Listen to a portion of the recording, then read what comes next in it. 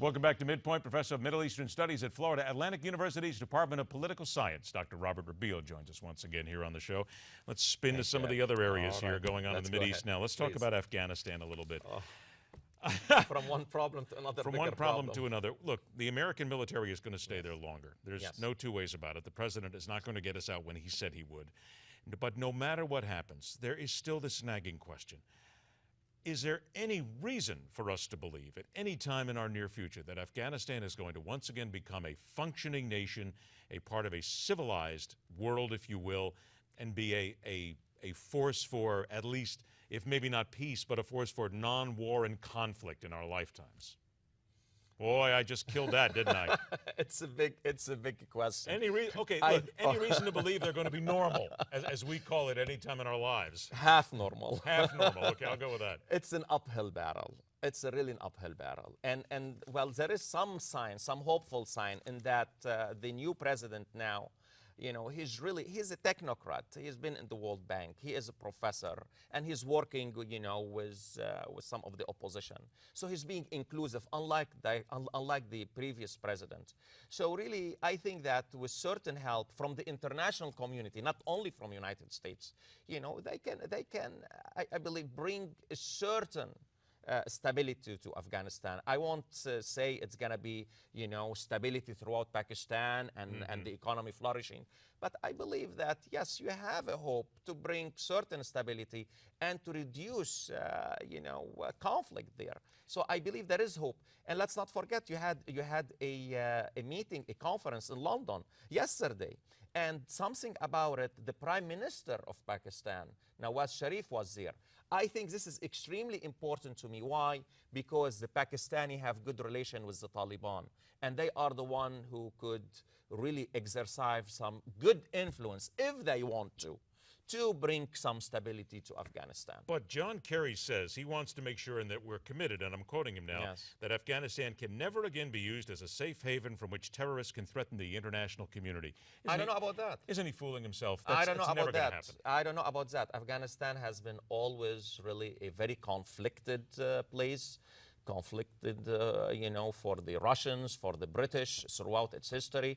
And now the point is how we are going to coexist with them. This is where the conflict will be reduced to a minimum, and terrorism conflict to reduced to a minimum. Are we still missing the boat if we don't talk more about Yemen?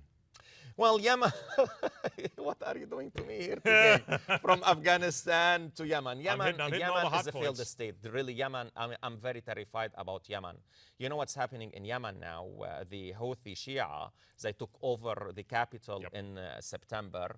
The southern Yemen want to secede, and Al-Qaeda is having a stronghold there. And you have weak central authorities. And this is what we are dealing with. We are dealing really with a failed state, and it has a lot of forces that they are pulling Yemen, you know, in different direction. And I am really concerned about Yemen, indeed.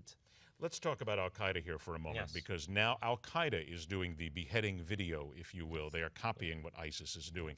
Do you have any reason to believe that Al-Qaeda and ISIS are going to get together? They're already together, perhaps, and there will be that real possibility of a massive terrorist power forming there? There is a possibility when it comes to us. Merely, you know, the enemy of my enemy is my friend. Somehow they have it this. I think that you have a possibility that ISIS and Al-Qaeda in the Arabian Peninsula, they're going to come together in fighting United States. Now they are at odds, but they have one main enemy is us.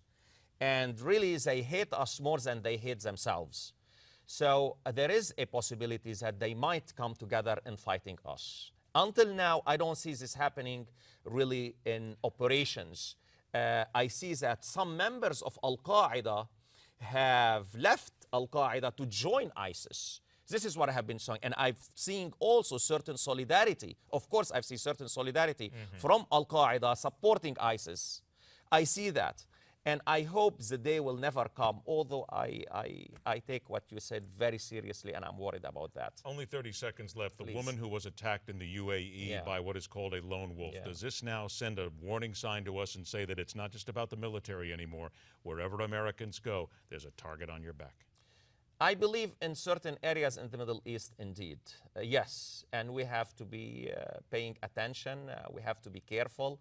Why? Because you have this ideology of radical Islam and Salafi jihadism is no longer in one place. It's a global, religious, fanatical movement. And it's indeed in United Arab Emirates, in a place where it is considered really a very wealthy, open, and it's a state that is allied to us. But you have, and I don't think, as we were speaking, it's not a lone wolf. There are some people who indoctrinated that lady to go ahead and carry out this terrible, terrible attack against a very innocent woman, against a teacher. Let's remind everybody again, the book is Salafism in Lebanon. It is a brilliant read.